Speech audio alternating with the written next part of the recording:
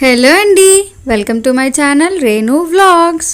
Previous వీడియోస్లోని మేము తిరుపతికి వెళ్ళింది, తిరుపతిలో ఏమేమి చూసాము ఏంటి అని వీడియోస్లో చూపించాను కదా. ఈ రోజు వ్లాగ్ ఏంటంటే మేము తిరుపతి నుంచి విజయవాడ వెళ్తున్నాము. సో విజయవాడలో ఏం చూసాము, దర్శనంకి మాకు ఎంత టైం పట్టింది ఏంటి అని అయితే చెప్పబోతున్నాను. తిరుపతిలో ట్రైన్ మేము నైట్ 11 o'clock ఎక్కాము. నెక్స్ట్ డే మార్నింగ్ 6-6:30 ఆ టైంకి విజయవాడలో అయితే దిగాము. విజయవాడలో అయితే మేము స్టే చేయట్లేదు, అందుకని ఇంకా రూమ్స్ కూడా ఏమీ బుక్ చేసుకోలేదు. మళ్ళీ మధ్యాహ్నంకే మాకు వైజాగ్కి ట్రైన్ ఉంది.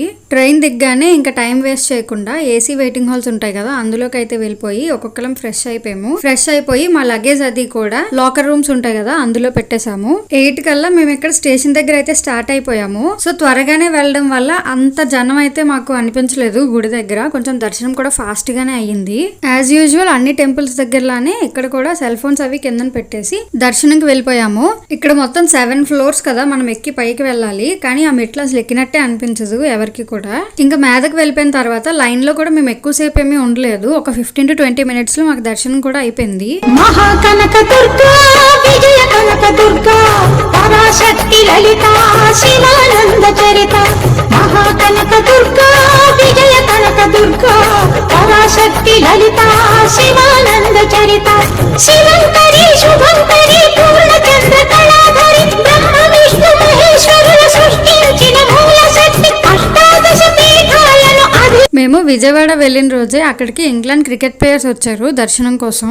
పైన దర్శనం అయిపోయి లిఫ్ట్ లో నుంచి కిందకు వచ్చేస్తుంటే అక్కడ లిఫ్ట్ దగ్గర ఉంటారు కదా, ఆ అంకుల్ చెప్పారు క్రికెట్ ప్లేయర్స్ వస్తున్నారు, త్వరగా వెళ్ళిపోండి అనేసి అయితే అన్నారు. మేమేమనుకున్నామంటే మన ఇండియన్ క్రికెట్ ప్లేయర్స్ వస్తున్నారేమో అని చెప్పేసి చాలా ఫాస్ట్ గా ఇంక పరిగెట్టుకుని వెళ్ళి సెల్ ఫోన్స్ అవి తీసుకుని వీడియో స్టార్ట్ చేసి పెట్టుకున్నాను నేను. ఇంకేంటి చూస్తే ఇంగ్లాండ్ క్రికెట్ ప్లేయర్స్ వాళ్ళు, మన వాళ్ళు కాదు. ఎవరైతే ఏముందిలే అంత కష్టపడి సెల్ ఫోన్ తెచ్చాం కదా అని రికార్డ్ చేశాను. నేను వీడియో తీసుకునే లోపు మా నాన్నగారు వెళ్ళి ప్రసాదం పట్టుకొచ్చారు. సింహాచలం పులిహోర, విజయవాడ పులిహోర, తిరుపతి లడ్డు. ఇవి ఇష్టం లేని వాళ్ళు ఎవరైనా ఉంటారా చెప్పండి? ఈ 3 కూడా నా ఫేవరెట్. మీకు ఇష్టమైన ప్రసాదం ఏంటో కింద కామెంట్ చేయండి.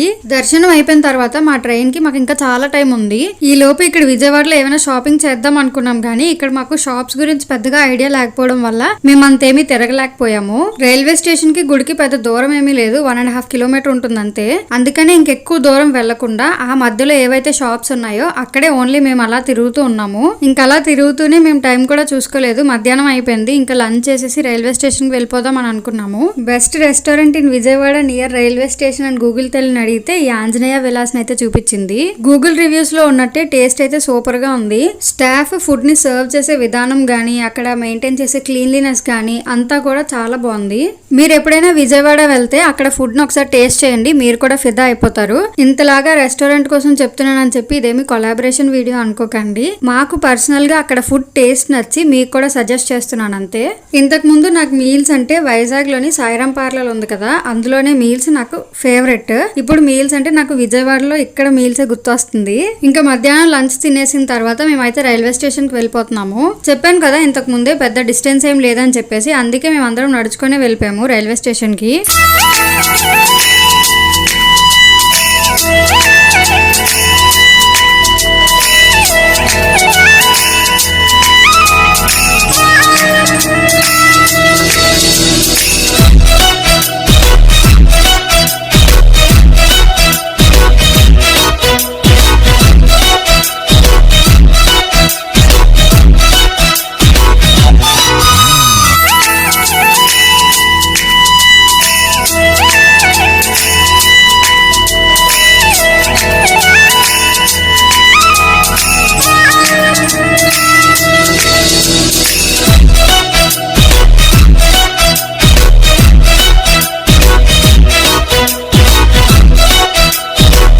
ట్రైన్ ఎక్కేసిన తర్వాత ఇలా చాక్లెట్స్ తింటూ టైం పాస్ చేస్తున్నాము. ఈ చాక్లెట్స్ మేము ఎక్కడ తీసుకున్నామంటే మేము గోల్డెన్ టెంపుల్ వెళ్ళాం కదా, దర్శనం అయిపోయిన తర్వాత బయటకు వస్తున్నప్పుడు దారిలో ఈ చాక్లెట్ బాక్సెస్ కనిపించాయి మా తమ్ముడికి. ఇంక కనిపించగానే వాడికి చిన్నప్పుడు రోజులన్నీ గుర్తొచ్చేసి ఈ చాక్లెట్ డబ్బాలు కావాలని చెప్పేసి కొనుక్కున్నాడు.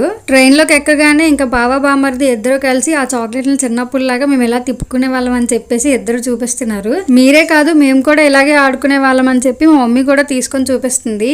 ఇలా ఆడుకుంటూ కొంతసేపటికైతే మేము స్లీప్ వేసాము. కట్ చేస్తే మేము దువ్వాడ రైల్వే స్టేషన్ కి వచ్చాము. ఇంకా లగేజ్లు పట్టుకొని ట్రైన్ అయితే దిగిపోతున్నాము. దువ్వాడ నుంచి మా మమ్మీ వాళ్ళు ఇంటికి ఆటోలో వెళ్ళిపోయారు. మేము వెళ్ళేటప్పుడు ట్రైన్ దువ్వాడ స్టేషన్ లోనే ఎక్కామని చెప్పాను కదా, ఆ రోజు మేము స్కూటీ మీద వచ్చాము. ఆ స్కూటీని మా మాయాల ఇంటి దగ్గర పెట్టాము. సో ఇప్పుడు రిటర్న్ ఇంటికి వెళ్ళేటప్పుడు మేమైతే స్కూటీ మీద వచ్చేసాము. ఇలా మా తిరుపతి ఫ్యామిలీ ట్రిప్ అయితే హ్యాపీగా సక్సెస్ఫుల్ గా కంప్లీట్ అయింది.